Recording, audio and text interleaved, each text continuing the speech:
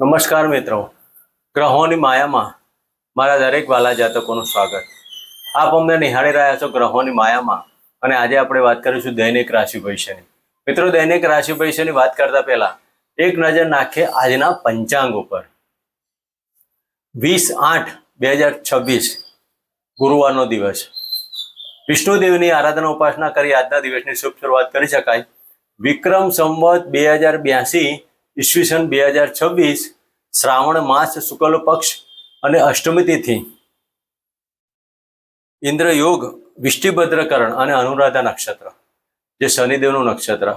આજના ચંદ્રમાં તુલા રાશિમાં પરિભ્રમણ કરશે અને આજે સૂર્યનો ઉદય 5:52 થી 6:56 સુધી.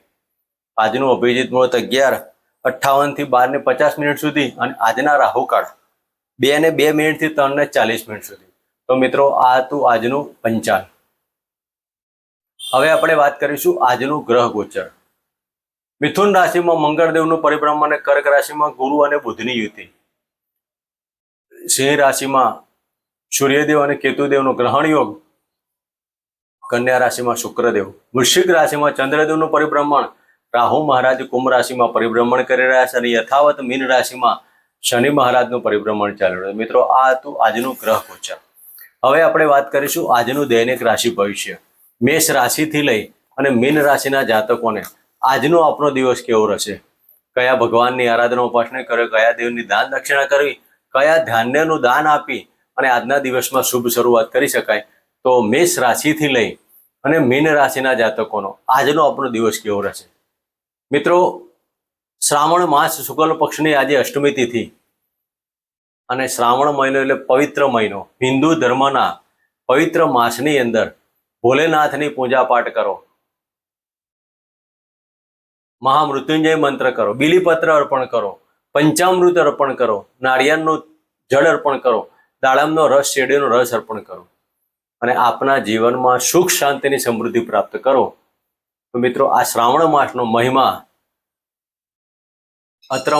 અતરંપાર છે અને આજના આ સમયગાળાની દરમિયાન શ્રાવણ માસની અંદર જે કોઈ જાતકો શિવજીની પૂજા કરે છે તેની જન્મકુંડલીમાં પડેલા અશુભ યોગોમાંથી મુક્તિ પ્રાપ્ત કરે છે. તો આ યોગના આ શ્રાવણ માસની અંદર આવા યોગવાળા જાતકોએ પણ આ પૂજા પાઠ કરવી. શનિદેવની જેને પનોતી ચાલતો હોય, શનિદેવની 2.5 વર્ષનો કે 7.5નો તબક્કો ચાલતો તેવા જાતકોએ પણ શિવજીના શરણમાં બેસી અને શિવજીની આરાધના કરવી અને આ શ્રાવણ માસ દરમિયાન અલગ અલગ દ્રવ્યોથી અને બીલીપત્રથી શિવજીને રીઝવવાની કોશિશ કરો. ભોળાનાથના આશીર્વાદ પ્રાપ્ત કરી અને આપનો આ સમયગાળો શ્રેષ્ઠ બનાવો. તો મિત્રો, પ્રથમ રાશિની વાત કરીશું. મેષ રાશિથી લઈ અને મીન રાશિના જાતકોને આજનો આપણો દિવસ કેવો રહેશે. મિત્રો, મેષ રાશિના જાતકોને અષ્ટમ સ્થાને પરિભ્રમણ કરતા ચંદ્ર મહારાજ આજના દિવસમાં આપે બહારના સંબંધોમાં ધ્યાન રાખવાનું. માનસિક ચિંતા ઉપસ્થિત થશે. કોર્ટ મેટર, કોર્ટ કચેરીના કાર્યોમાં પણ તમારે સાવધાની રાખવાનો યોગ બનશે. ધાર્મિક કાર્યો પાછળ નાણાંનો વ્યય થવાનો યોગ બને.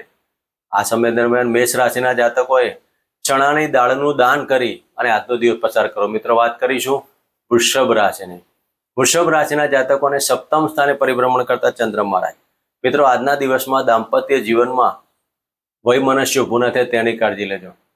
ખોટા વાદ વિવાદો અને ખોટી ચર્ચાઓથી દૂર રહેજો. મનમાં ચિંતાઓનું કારણ બનશે, પણ પતિ પત્નીના પ્રેમની અંદર સફળતા પ્રાપ્ત થવાના યોગ બને. આજના દિવસમાં મકાન સુખ, વાહન સુખને લગતા કાર્યોમાં અને રાજકીય ક્ષેત્રમાં આજે પદોન્નતિની પ્રાપ્તિ થાય. તો વૃષભ રાશિના જાતકોએ આજના દિવસમાં શિવજીના મંદિરે પંચામૃત અર્પણ કરી અને ઓમ નમઃ શિવાયના મંત્ર કરી આજના દિવસની શુભ શરૂઆત કરાય. મિત્રો, વાત કરીશું મિથુન રાશિની. મિથુન રાશિના જાતકોને છઠ્ઠા સ્થાને પરિભ્રમણ કરતા ચંદ્ર મહારાજ આજના દિવસમાં નોકરી ધંધાની અંદર અને રોગ વૃદ્ધિની અંદર કાળજી રાખવા જેવો દિવસ કહેવાય. વાયરલ ઇન્ફેક્શન, શરદી, કફની બાબતોમાં ધ્યાન રહેવું. મિથુન રાશિના જાતકોને આજના દિવસમાં વાણીથી સાચવવું અને ગુપ્ત ધન અને ગુપ્ત વિદ્યાથી દૂર રહેજો. મિથુન રાશિના જાતકોએ આજના દિવસમાં શિવજીના મંદિરે 21 બીલીપત્ર અર્પણ કરી અને આ સમયગાળો પસાર કરો. મિત્રો, વાત કરીશું કર્ક રાશિના જાતકોને પંચમ સ્થાને પરિભ્રમણ કરતા ચંદ્ર મહારાજ. આજના દિવસમાં કર્ક રાશિના જાતકોને સંતાનની ચિંતાથી તમે ચિંતામાં હશો. કારણ વગરની સંતાનની ચિંતાઓ તમને પરેશાન કર્યા કરશે. આકસ્મિક ધન લાભ તમારો અટકતો હોય તેવું લાગે, પણ આજના દિવસમાં મોડા પણ તમારા કાર્યો પૂર્ણ થવાના.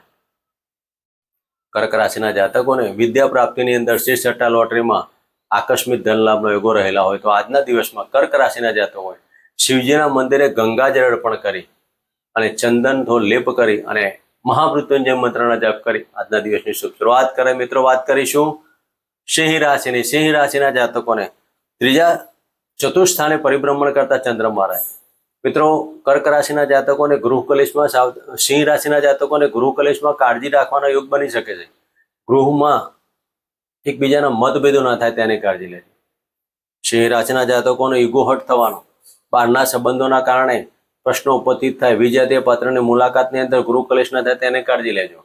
તો સિંહ રાશિના જાતકોએ આજના દિવસમાં સૂર્યદેવના વહેલી સવારે જળ અર્પણ કરી અને ઓમ ગૃહી સૂર્ય નારાયણ નમઃના મંત્ર કરી અને માન સન્માન પ્રતિષ્ઠામાં વધારો કરવા માટે આ પ્રયોગ કરો અને આપણા દિવસમાં સુખ શાંતિની સમૃદ્ધિ પ્રાપ્ત કરો. મિત્રો, વાત કરીશું કન્યા રાશિની. કન્યા રાશિના જાતકોને ત્રીજા સ્થાને પરિભ્રમણ કરતા ચંદ્ર મહારાજ.